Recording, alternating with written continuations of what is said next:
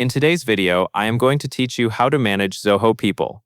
We will walk through the main areas you will use to manage employees, track attendance, handle leave balances, and set up helpful automation. As you follow along, take your time and make sure you are in the correct module each time, because Zoho people groups these tools into different sections. Start by going to Organization, then Employee. This is the central place for adding new staff or editing existing employee details. When you open the employee area, you can review profiles, update job information, and keep records accurate. As a best practice, make changes carefully and double-check fields before saving, especially when updating roles, departments, or reporting details. Keeping employee profiles up to date helps every other feature work smoothly, including attendance and leave. Next, go to Attendance and open List View. This view is designed for monitoring daily attendance logs in a clear, organized way. Use it to review check-in and check-out activity and confirm that records look complete for the day.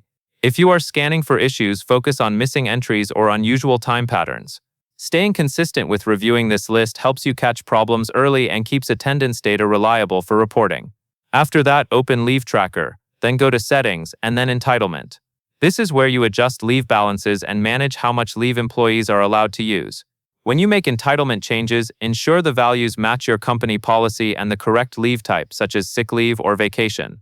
It also helps to apply adjustments thoughtfully, because leave balances impact requests, approvals, and employee visibility in the system. Finally, go to Settings, then Automation, and open Workflows. This is where you can set up automatic alerts and actions, such as notifications when an attendance entry is missed or when a leave request is submitted. When creating workflows, keep your rule conditions clear and specific, so the right people receive the right alerts at the right time. Test your workflow logic whenever possible to avoid unnecessary notifications. That covers everything you need to know.